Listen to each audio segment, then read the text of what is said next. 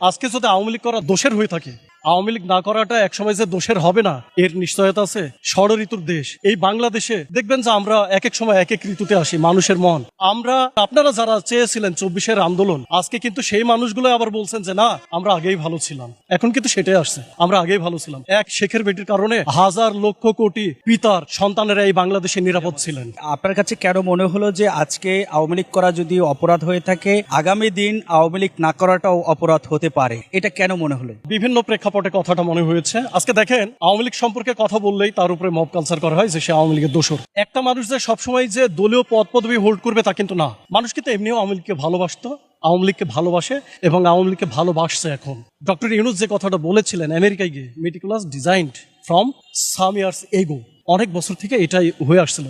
আমরা কিন্তু এখন সেটা প্রেক্ষাপট যতদিন যাচ্ছে ততদিন আমরা কিন্তু দেখছি যে আসলে মেটিকুলাস ডিজাইন ছিল। সেই আন্দোলনটা আসলে কোনো কিছুই ছিল না। সে আন্দোলনটা ছিল স্বাধীনতা বিরোধী শক্তির একটা মেটিকুলাস ডিজাইন। এই বাংলাদেশ থেকে স্বাধীনতার পক্ষের শক্তি যারা আছেন তাদেরকে নির্মূল করার জন্য আর কিছুই না। প্রতিটা স্বাধীনতাকামী মানুষের হৃদয়ে আওয়ামী লীগের ভালোবাসা, আওয়ামী লীগের প্রেম আছে। আওয়ামী লীগ কোত্থেকে আসবে? আওয়ামী লীগের দেশেই আছে।